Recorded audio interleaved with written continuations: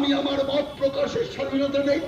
আজকে এখানে দাঁড়িয়ে আমরা আমাদের মত প্রকাশ করলাম, হিম্মত থাকলে কালকে তৃণমূল এখানে দাঁড়িয়ে তাদের মত প্রকাশ করে আমাদের কথার জবাব দিই।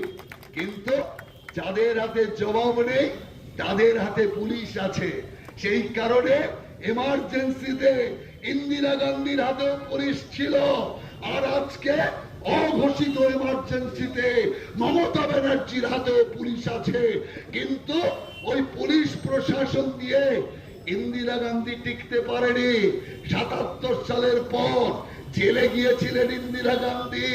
অতএব আমি আপনাকে স্মরণ করাই, ২৬-এর পরে ইন্দিরা যেমন টিকতে পারেনি, মমতাও টিকতে পারবে না।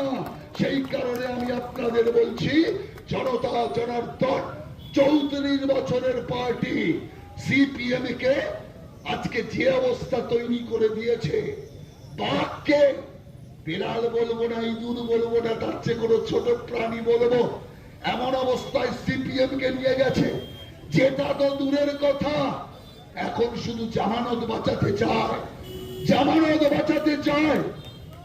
এই অবস্থা সিপিএম এর হয়েছে। আমি আপনাকে বলছি, ২৬-এর পর তৃণমূলের অবস্থা ভিখারির চেয়েও করুণ হবে, কেউ ভিক্ষাও দেবে না, এমন অবস্থা তৃণমূল কংগ্রেসের হবে। তাই আমি আপনাদের পরিষ্কার বলছি, গণতন্ত্রকে জাগরিত করুন, গণতন্ত্রকে বাঁচান।